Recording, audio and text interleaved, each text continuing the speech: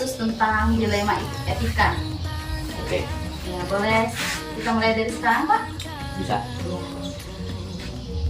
Selama menjadi pimpinan pastinya Bapak pernah menemukan Pak ya kasus-kasus tentang dilema etika. Nah, selama ini bagaimana Bapak dapat mengidentifikasi kasus-kasus yang merupakan dilema etika atau bujukan moral? Kadang kalau kita berhadapan dengan masalah-masalah yang berhubungan dengan etika seperti itu, ada banyak pertimbangan, banyak hal yang harus kita pikirkan, harus kita jadikan sebagai fondasi sebagai pertimbangan dasar untuk pengambilan keputusan sih. Untuk kawan-kawan yang punya permasalahan seperti itu, biasanya untuk pemecahan masalah kita lebih cenderung ke pendekatan personal, menyelesaikan masalah, kita tanyakan masalahnya apa, kita ketahui fisik masalahnya di mana, baru kita carikan jalan keluar. Ya, jadi lebih ke pendekatan personal ya Pak. Ya. Selama ini bagaimana Bapak menjalankan pengambilan keputusan di sekolah Bapak, terutama untuk kasus-kasus di mana ada dua kepentingan yang sama-sama benar atau sama-sama mengandung nilai kebajikan, Bapak? Agak sedikit menyulitkan sih ya, karena dari dua permasalahan tersebut bisa cuman kita bisa ambil hal baiknya saja. Ketika misalnya sebuah katakanlah seorang guru ya, guru dia mempunyai kebutuhan, dia mempunyai permasalahan baik mulai dari keluarganya, kelasnya, segala macamnya, sehingga agak mengabaikan masalah disiplin kepegawaiannya, kurang tertib dalam pengajarannya. Sementara kita kan harus berpatokan kepada aturan, berpatokan kepada persyaratan pembelajaran yang harus mereka penuhi. Nah, itu biasanya akan bisa kita selesaikan, akan bisa kita ambil jalan tengahnya ketika kita tahu dan mampu menyelesaikan masalah tersebut. Permasalahan dasarnya biasanya sebagian dari mereka itu ya lupa dengan prioritasnya, tugas di mana, kemudian tanggung jawabnya di mana. Bisa kita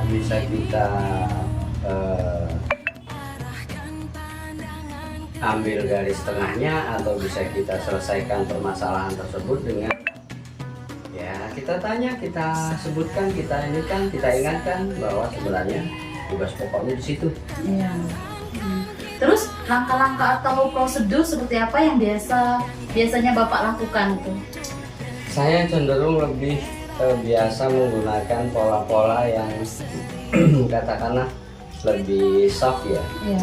Untuk beberapa guru yang ketemu yang memiliki masalah seperti itu, saya tidak akan langsung menegurnya, saya tidak akan langsung dia mengatakan bahwa apa yang dilakukannya itu salah. Tetapi saya lebih sering ketika pengamatan saya sudah sampai kepada batas yang harus diambil tindakan, saya lebih sering ambil pola, saya memberikan contoh bahwa seharusnya itu seperti ini. Ketika dia sudah mulai alpa dalam melaksanakan tugasnya, sudah mulai lupa dengan prioritasnya, saya pikir mereka akan sama saja. Ketika seorang pimpinan itu masuk duluan ke dalam kelas, mereka akan punya pemikiran, mereka akan punya perasaan bahwa sebenarnya seharusnya saya yang benar Pak. Jadi kita kasih contohnya, kita tunjukkan bahwa yang seharusnya itu seperti itu. Berarti Bapak mencontohkan terlebih dahulu ya Pak, agar guru tersebut menyadari kesalahannya seperti itu. Karena kalau kita tegur secara langsung juga bisa jadi justru menimbulkan permasalahan baru. Iya Pak. ada kemungkinan dia ambil posisi jaga jarak sekalian, Ya. atau mungkin bisa berubah sekalian. Ya. Tapi kalau berubah sekalian biasanya kita harus menggunakan power yang lebih. Karena kita apa namanya, kita juga harus berpikir ya mungkin dia punya alasan yang kuat. Iya Pak. Apa dia berlaku seperti itu. Terus hal-hal yang selama ini Bapak anggap efektif dalam pengambilan keputusan pada kasus-kasus dilema etika itu yang seperti apa Pak?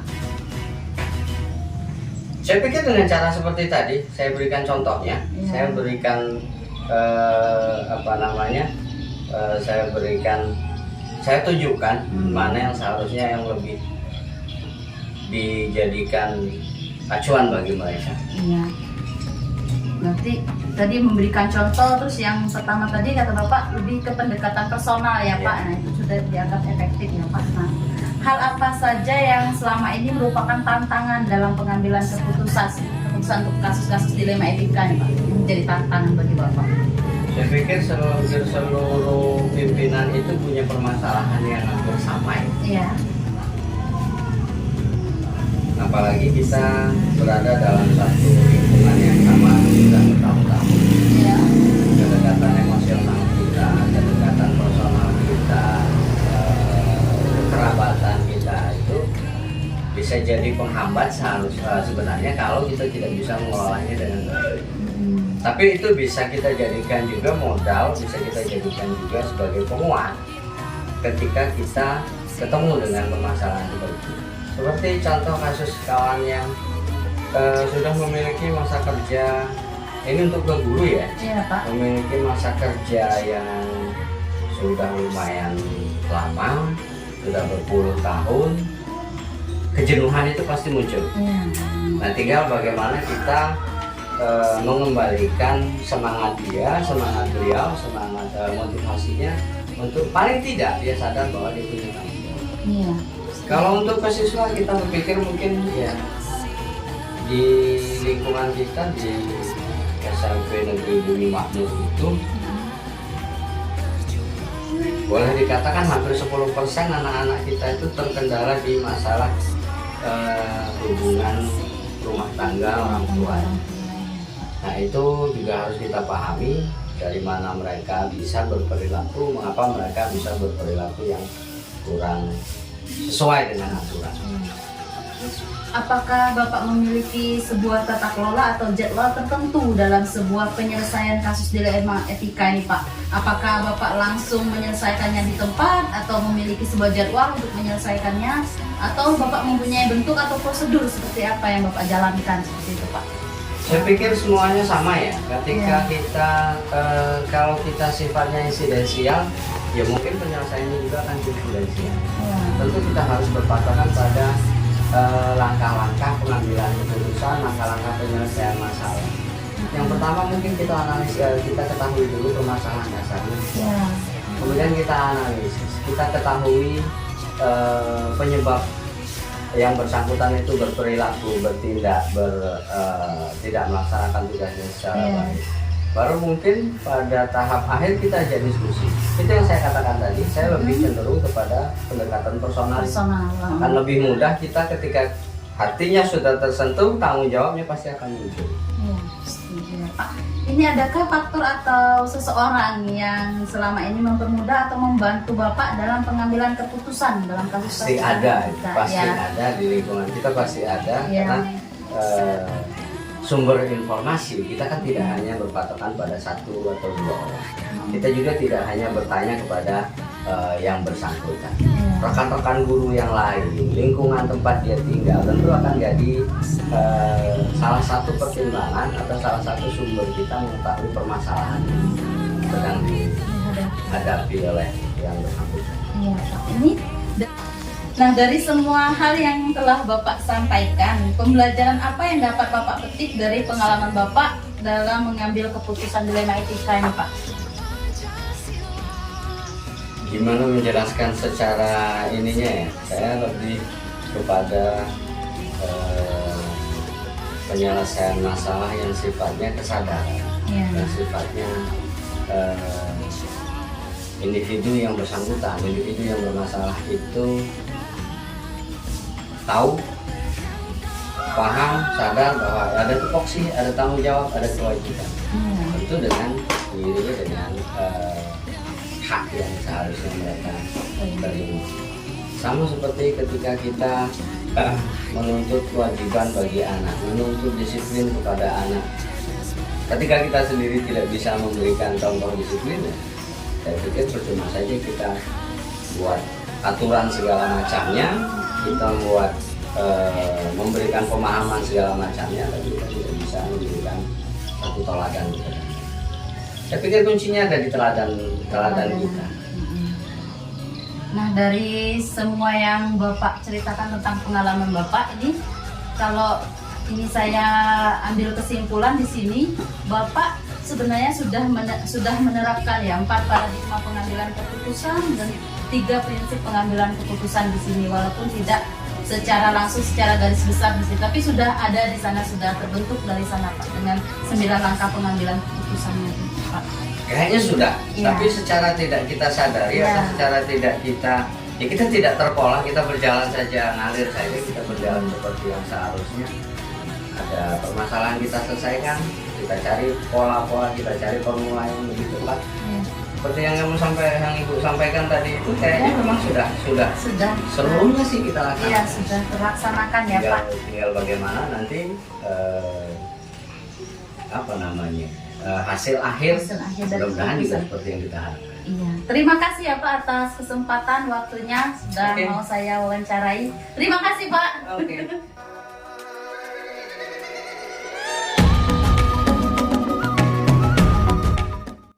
Assalamualaikum Bu. Waalaikumsalam. Boleh saya mau mewawancarai Ibu? Boleh. Ya. Di sini kan pastinya selama menjadi pimpinan Bu ya, Ibu pastinya mengalami sebuah kasus-kasus yang pastinya Ibu harus mengambil sebuah keputusan. Nah, termasuk juga di sini kasus tentang dilema etika ya Bu. Nah, selama ini bagaimana Ibu dapat mengidentifikasi kasus-kasus yang merupakan dilema etika atau bujukan moral Bu? Ya, jadi selama saya menjabat kepala sekolah sejak tahun 2019 bulan Agustus itu memang banyak sekali masalah-masalah yang kita temukan pada siswa Ya.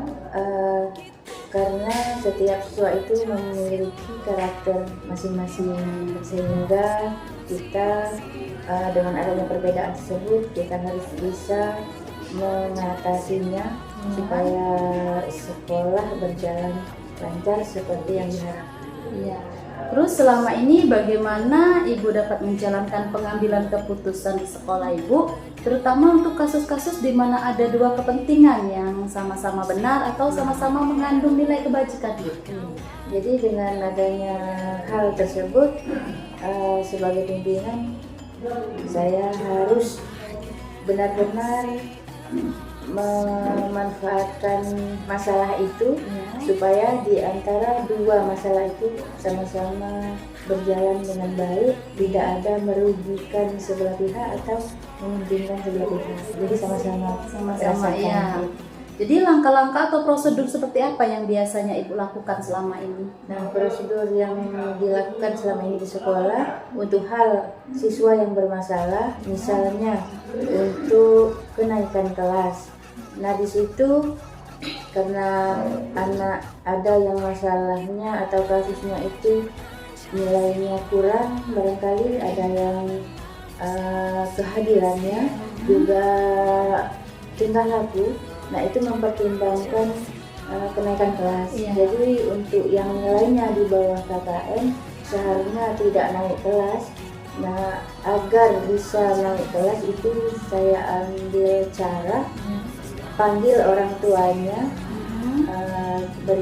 kasih tahu masalah anaknya. Kalau memang anaknya mau tetap tinggal di kelas sebelumnya atau kelas 2 misal tidak naik ke kelas 3, dia tetap tidak naik kelas. Ya, tapi kalau memang orang tuanya berkeinginan anaknya naik kelas, sekolah juga memberi peluang dengan naik bersyarat. Jadi ya tergantung rembukan antara orang tua dengan Kolaborasi antara orang tua dengan guru-guru semuanya Iya. juga. Nah, jadi kalau memang mau naik kelas syaratnya pindah, Oh, pindah ya, ya. pindah ke sekolah lain Ya. supaya tidak berpengaruh dengan siswa yang Siswa lain. yang lain. Oh Ya, ya. jadi kalau tetap dinaikkan nilainya itu di bawah KKN, siswa kan tahu ya. sehari-harinya anak tersebut. Kalau kita naikkan itu beban. Beban. Ya, Ya, jadi di sini siswa merasa adil, keadilannya Adil, ada, dan iya. kita juga menerapkan rasa kasihannya Iya. itu juga ada ya, seperti itu. Iya.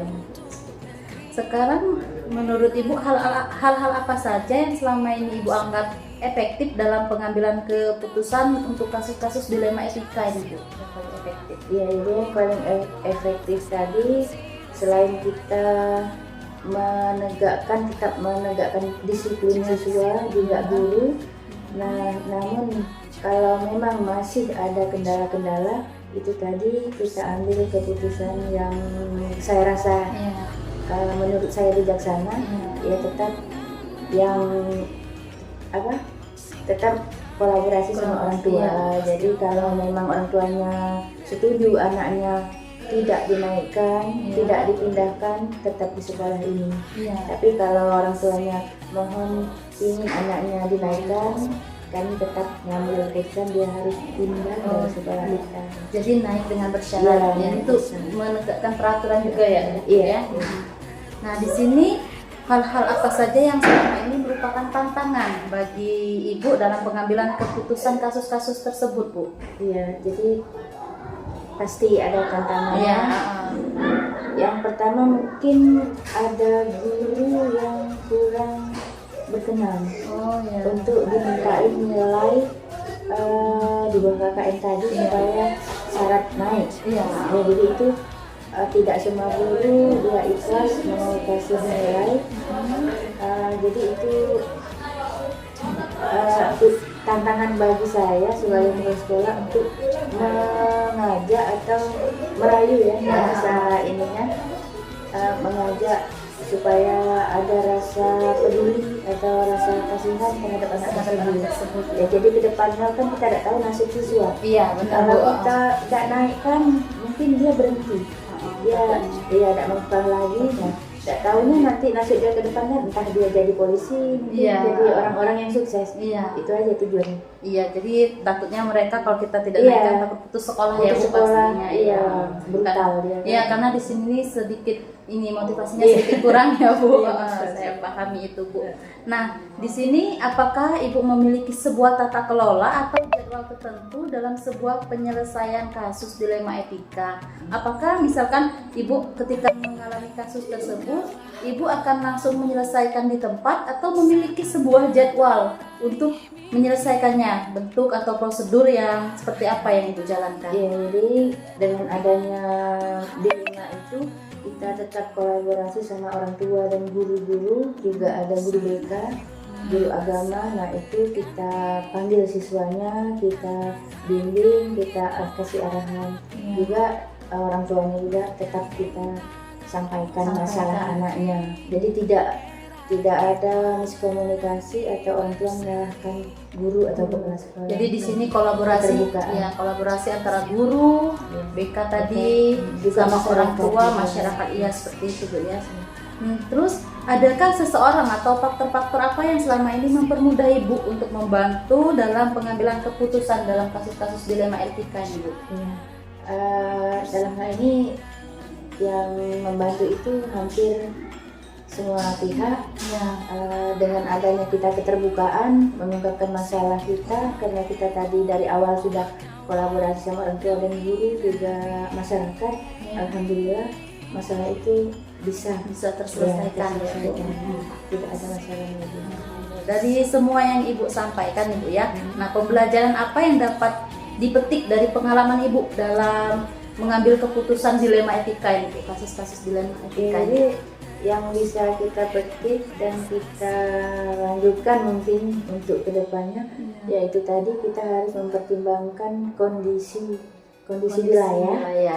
Nah, wilayah kita juga memahami karakter siswa dan orang tua, kemudian kita juga harus menanamkan kepercayaan kepada siswa bahwa guru itu tidak akan membuat anak itu sesat atau membuat dia Terjatuh. terjatuh. Pasti guru sama halnya orang tua ingin anak-anaknya berhasil. Iya.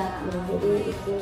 Jadi kalau misalkan saya berani saya simpulkan ya Bu, di sini kita harus melihat dulu sosiokultural dari anak tersebut ya Bu. Jadi kita harus memahami dan dia. Dari apa yang kita diskusikan ini Bu, ini jika bisa saya ambil keputusan atau kesimpulannya ya Bu, alhamdulillah sebenarnya Ibu tuh telah menerapkan paradigma pengambilan keputusan, 3 prinsip pengambilan keputusan dan langkah-langkahnya itu sudah Ibu. Nah, ini mungkin saja cuman kita kadang belum sadar kalau langkah-langkah itu sudah kita lakukan ya Bu. Terima kasih Bu ya atas waktunya Bu. Terima kasih.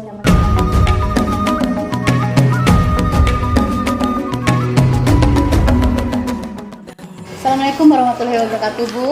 Waalaikumsalam warahmatullahi wabarakatuh. Boleh saya mewawancara Ibu terkait waktunya Bu?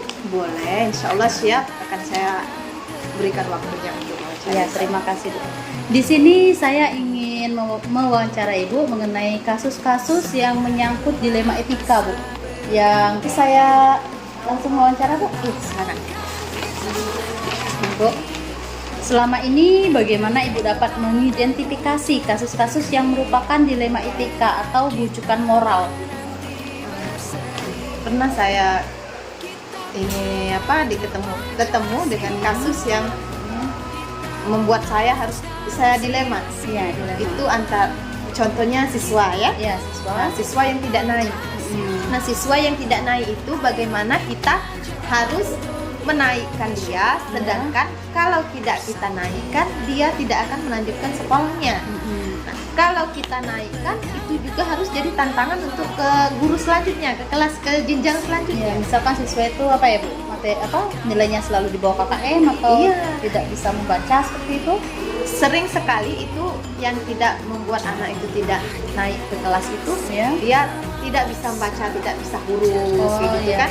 Nah, tidak bisa membaca, hurufnya mungkin belum dia mengerti sama sekali. Nah, itu kan perlu pertimbangan, tetapi dia sekolahnya anaknya rajin. Iya. Nah, selama ini bagaimana Ibu menjalankan pengambilan keputusan di sekolah, terutama untuk kasus-kasus di mana ada dua kepentingan yang sama-sama benar atau sama-sama mengandung nilai kebajikan? Oh iya. Saya akhirnya naikkan anak itu. Saya kasih keputusan anak itu naik dengan syarat. Dia naik bersyarat dengan kita panggil orang tuanya. Oh ya. Jadi kita bekerja sama. Kita kasih tahu dengan orang tuanya, anak ini dinaik, tapi tolong kerjasamanya di rumah, bantu kami guru. Akhirnya guru yang wali kelas tadi, kepala sekolah dan orang tua kita adakan seperti rapat intern untuk menaikkan anak tersebut. Kalau tidak dinaikkan, kata orang tuanya, dia tidak akan melanjutkan sekolah lagi.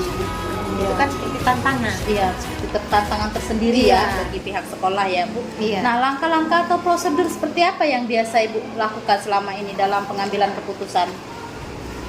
Langkah-langkahnya.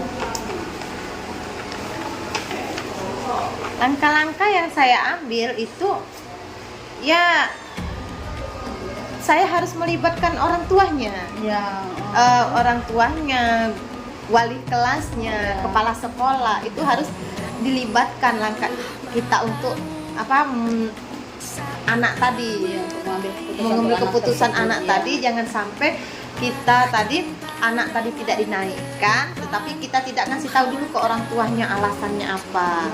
Jadi langkah pertama dan utama yang Ibu lakukan itu Ibu berkolaborasi dengan orang tuanya ya Bu, yang mendiskusikan masalah tersebut ke orang tuanya. Terus hal yang selama ini Ibu anggap paling efektif dalam pengambilan keputusan untuk kasus-kasus dilema etika ini yang seperti apa Bu, yang Ibu anggap paling penting, paling efektif lah?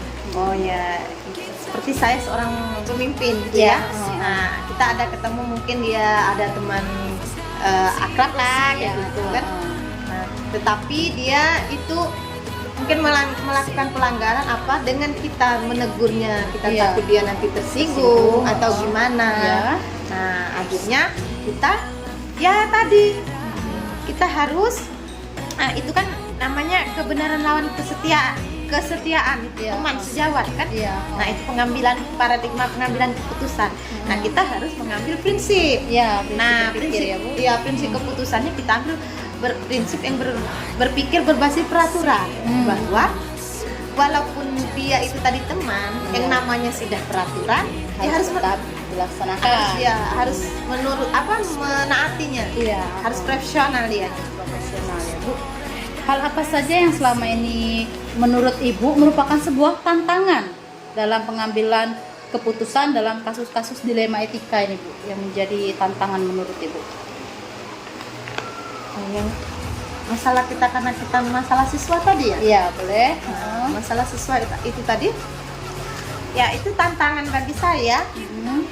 Anak yang tidak naik itu tadi ya. Iya. Kalau tidak dinaikkan karena kalau tidak dinaikkan dia tidak melanjutkan. Iya. Kalau dinaikkan itu akan menjadi tantangan guru selanjutnya. Iya. Nah, maka saya tadi harus mengambil keputusan kan. Iya. Nah, harus mengambil keputusan. Orang tuanya saya panggil, Iya. wali kelas, ibu guru yang itu saya panggil, dan guru yang akan melanjutkan anak ini tadi saya panggil juga. Iya. Saya adakan seperti rapat interact. Iya. Gitu kan. Kalau ibu, anak ini nanti akan kami naikkan. Iya. Nah, tapi dengan kata naik bersyarat. Ini syarat. Ya. Ya. Kalau nanti ibunya kita naikkan, ibu juga harus di rumah bekerja sama dengan kami di sekolah. Setelah ini pagi sampai siang itu ya pendidikannya di sekolah. Nah, di luar itu di rumah. Berarti itu sudah tugas ibu membantu kami kayak gitu. Jadi kita mengajak orang tua untuk berkolaborasi Iya. ya, Bu, dalam membimbing anaknya. Membimbing anaknya tadi. Nah, tapi manggil orang tuanya tadi karena kita harus ngambil keputusan kan. Iya. Nah, anak itu tadi dinaikkan. Iya.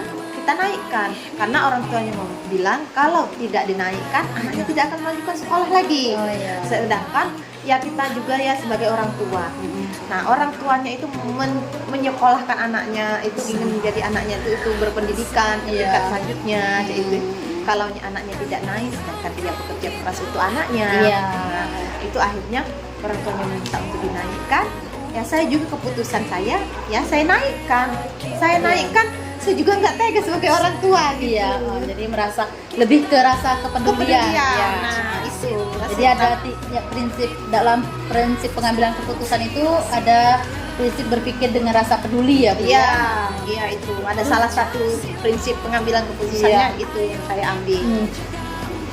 Apakah Ibu pernah memiliki sebuah tata kala atau jadwal dalam sebuah penyelesaian kasus dilema etika? Misalkan, apakah Ibu menyelesaikan kasus itu secara langsung di tempat atau memiliki sebuah jadwal untuk menyelesaikannya memiliki bentuk atau prosedur tersendiri yang dapat Ibu jalankan ketika Ibu menemui kasus yang menurut Ibu itu kasus sudah termasuk dilema etika seperti itu, Bu? Ya. Kalau itu saya tidak langsung mengambil keputusan. Saya panggil dulu, misalnya guru yang terlibat tadi saya panggil atau anaknya yang ada terlibat tadi saya panggil, saya adakan rapat dulu. Saya tidak pernah mengambil keputusan, saya harus berdiskusi dulu. Ya, yang pertamanya ya saya diskusi sama suami dulu. Iya. Iya. Jadi di sini ada seseorang atau faktor-faktor yang selama ini dapat mempermudah Ibu atau membantu Ibu dalam pengambilan keputusan ya, Bu? Iya. Jadi saya itu setidaknya jangan mengambil keputusan langsung sepihak. Nah, di sini adakah seseorang atau faktor-faktor yang dapat mempermudah atau membantu Ibu dalam pengambilan keputusan? Ya, selain itu yang utamanya suami gitu ya. Ada juga salah satu guru. Saya tanya juga, berdiskusi juga dengan salah satu guru di sekolah itu. Setidaknya ya senior di sekolah. Jadi kita kan bertanya dengan dia gimana solusi ini, kalau saya ambil keputusan ini jalan terbaiknya gimana. Itu kita juga ada teman itu berdiskusi. Jadi lebih ke berdiskusi kepada orang yang berpengalaman seperti itu ya, Bu? Yang senior yang Iya. Nah, dari semua hal yang sudah Ibu sampaikan di sini, adakah pembelajaran yang dapat Ibu petik dari pengalaman Ibu dalam mengambil keputusan mengenai kasus-kasus dilema etika ini, Bu? Ya, saya temukan itu setidaknya ada pengalaman saya bisa berkolaborasi sama orang tua, ya. dengan guru, Ya. ya. Nah, dan kita ada rasa pedulinya, Pedulian. timbul rasa pedulinya ke Dari dari ini saya ya, observasi saya atau dari analisis saya atas cerita ibu yang telah ibu sampaikan di sini, sudah ada sebenarnya langkah-langkah dalam pengambilan keputusan, sudah memakai 4 paradigma serta 4 prinsip pengambilan keputusan ya. Sebenarnya sudah masuk ke sana ya Bu. Terima kasih ya Bu atas waktunya ya Bu. iya sama-sama. Ya, terima kasih Bu. Iya, sama-sama. Era kita menanti bersama.